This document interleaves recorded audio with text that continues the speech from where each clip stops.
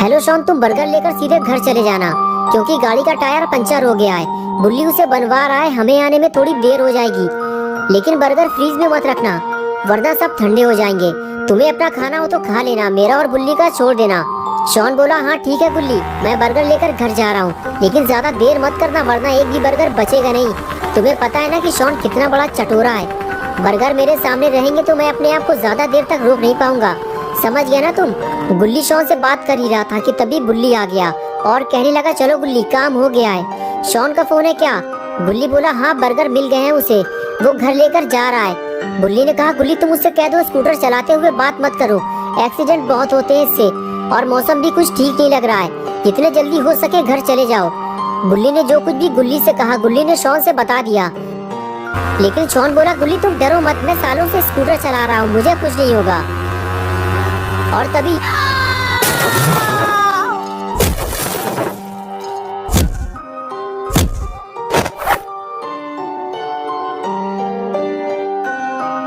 Hello hello,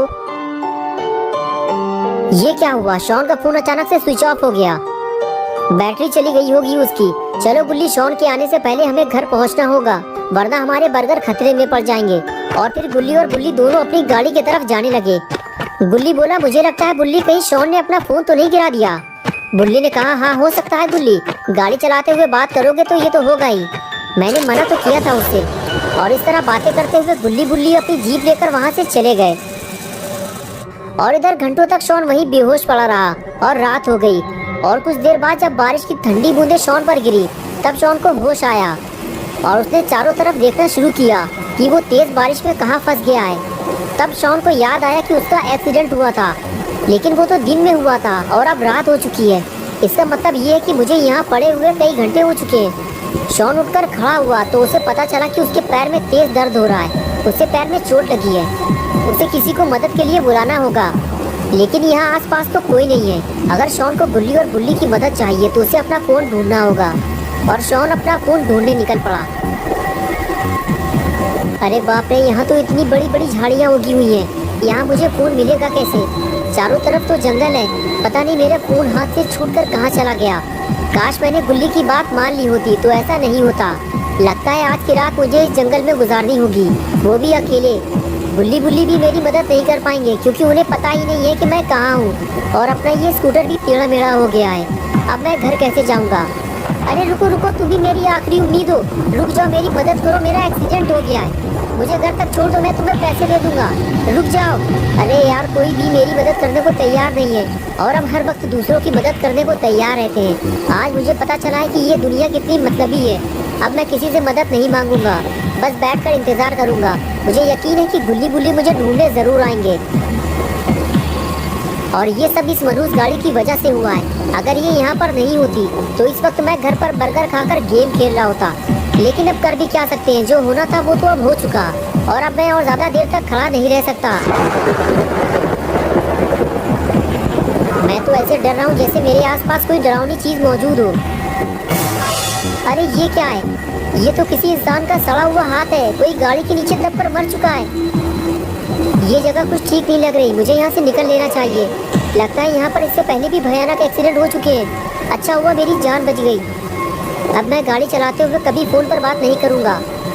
लेकिन अब बारिश की वजह से मुझे ठंड लगने लगी है और अब मैं और नहीं चल सकता, मेरा दर्द भी बढ़ता जा रहा है। मुझे आराम की ज़रूरत है, लेकिन इस बारिश की वजह से मैं कहीं सुकून से बैठ भी नहीं सकता। मुझे सर छुपाने के लिए कोई जगह चाहिए, वो भी जल्दी, वरना पता नहीं मेरे साथ क्या होगा। वो सामने क्या है? इतना बड़ा घर, लगता है कोई हवेली है। अगर यहाँ कोई रहता होगा तो वो ज़रूर मेरी बात गुल्ली बुल्ली से करवा देगा। यहाँ खड़े रहकर टाइम खराब करने का कोई फ़ायदा नहीं है, मुझे नीचे जाकर देखना होगा। अगर यहाँ भी किसी ने मेरी मदद नहीं की तो शायद आज की रात मेरी आखिरी रात होगी। और जब गुल्ली बुल्ली मुझे ढूंढते हुए यहाँ तक आएंगे तो उन्हें सिर्फ मेरी लाश मिलेगी और कुछ नहीं। ये जगह कितनी अजीब लग रही है, लगता है यहाँ कोई रहता ही नहीं है। चारों तरफ बड़ी बड़ी झाड़ियाँ और कूड़ा कबाड़ फैला हुआ है, देखकर तो ऐसा ही लग रहा है कि ये जगह सालों से वीरान पड़ी हुई है। ये आवाज़ कैसी थी? अरे ये तो बिल्ली है, इसने मुझे डरा दिया। ए काली बिल्ली आओ, मेरे पास आओ। तुम्हें पता है ना कि शॉन जानवरों से कितना प्यार करता है। अरे तुम तो डर कर भाग गई, मैं तुम्हें कोई नुकसान नहीं पहुंचाऊंगा। इस वक्त मेरे पास कोई खाना नहीं है, वरना मैं तुम्हें दे देता। अरे मेरे बर्गर, मेरे बर्गर का बैग भी खो गया। मैं तो भूल ही गया था कि मेरे पास बर्गर भी थे, लेकिन वो जहाँ भी पड़े होंगे भीग कर खराब हो चुके होंगे। अब उन्हें ढूंढने का कोई फायदा नहीं है। चलो पहले जिस काम के लिए आया था उसे पूरा कर लूँ पहले।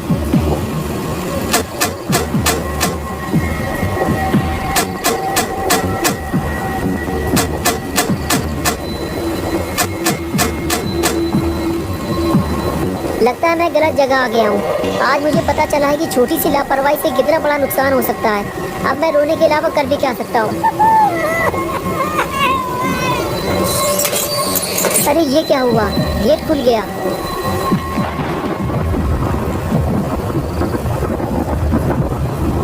क्या मैं अंदर आ सकता हूँ? क्या मैं अंदर आ सकता हूँ? कोई बोल क्यों नहीं रहा है? मैं अंदर आ रहा हूँ। ये क्या है? ये तो कोई वीरान पुरानी हवेली लग रही है। इसे देखकर तो लगता ही नहीं है कि यहाँ सालों से कोई रहता भी होगा।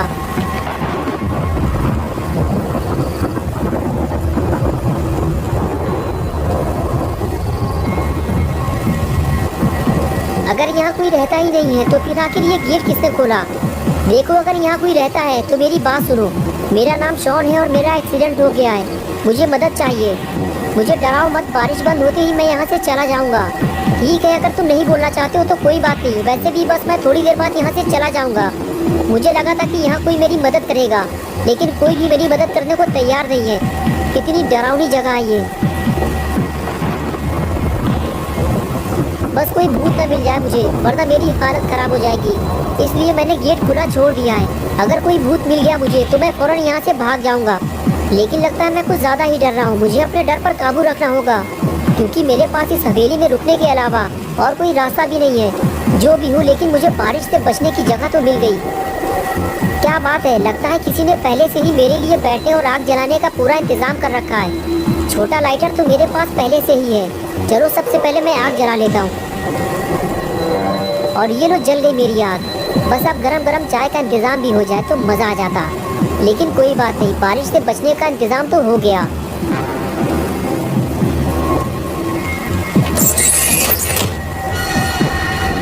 ये कैसी आवाज़ है? कौन है वहाँ पे?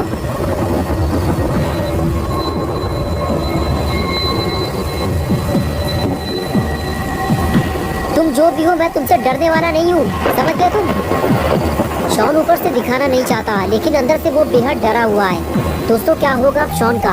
इस हवेली में आने की शॉन क्या कीमत चुकाएगा? बुल्ली बुल्ली शॉन को यहाँ से ले जाएंगे या फिर शॉन यहीं मर जाएगा? ये सब हम देखेंगे पार्ट 2 में। तो दोस्तों, अगर आप पार्ट 2 देखना चाहते हैं तो इस वीडियो को लाइक करें और चैनल को सब्सक्राइब करें। बेल आइकॉन प्रेस करके ऑल नोटिफिकेशन ऑन करना ना भूलें।